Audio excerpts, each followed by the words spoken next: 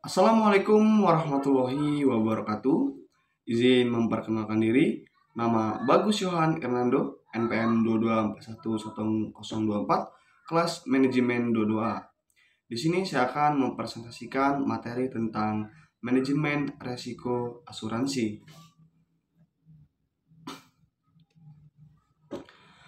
Baik, yang pertama ada definisi manajemen risiko.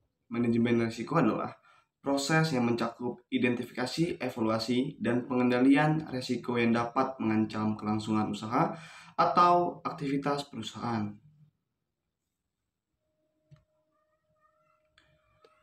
Slide selanjutnya ada tujuan manajemen risiko.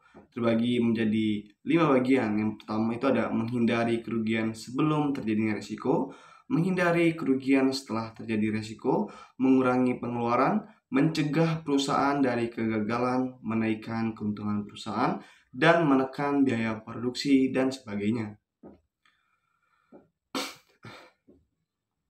Oke, next selanjutnya, pengendalian risiko.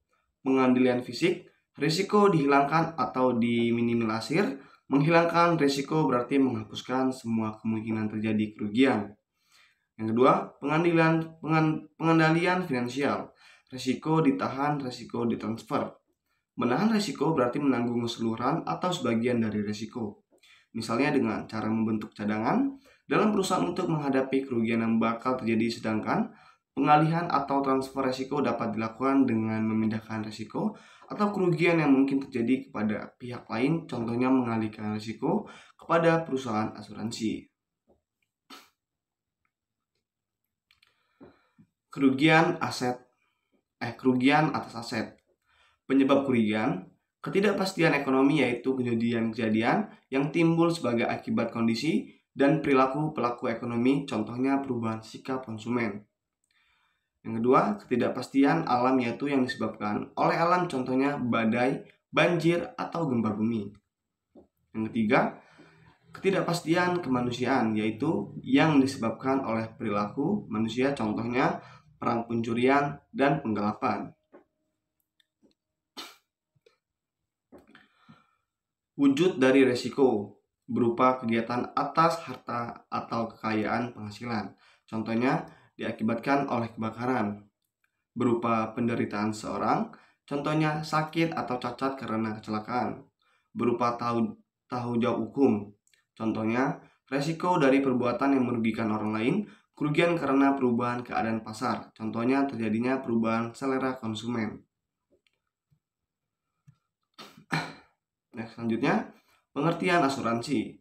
Salah satu teknik penanggulangan risiko melalui pembiayaan ialah dengan mengasuransikan suatu risiko kepada perusahaan asuransi. Ialah transaksi pertanggungjawaban yang melibatkan dua pihak, penanggung dan juga tertanggung. Yang kedua, penanggung menjamin pihak tertanggung untuk mendapat penggantian atas kemungkinan terjadi kerugian atas atau peristiwa yang belum dapat ditentukan kapan terjadinya. Sebagai kontra prestasi, yang bertanggung dijawabkan membayar sejumlah uang kepada penanggung yang besarnya sekian persen dari nilai pertanggungan yang disebut premi. Ciri-ciri resiko yang dapat diasuransikan antara lain dapat dinilai dengan uang, serupa dan dalam jumlah memadai, harus bersifat murni, kerugian terjadinya dengan kebetulan dan tidak direncanakan, tidak bertentangan dengan kepentingan umum, dan premi asuransi dikarenakan cukup wajar entar yang mengasuransikan harus memiliki insolvable interest. Next, selanjutnya, kaitan manajemen risiko dan juga asuransi. Manajemen risiko berusaha untuk mengidentifikasi risiko-risiko murni atau ancaman terjadi kerugian murni yang dihadapi perusahaan maupun organisasi untuk kemudian menggunakan berbagai macam metode termasuk asuransi menghadapi ancaman kerugian.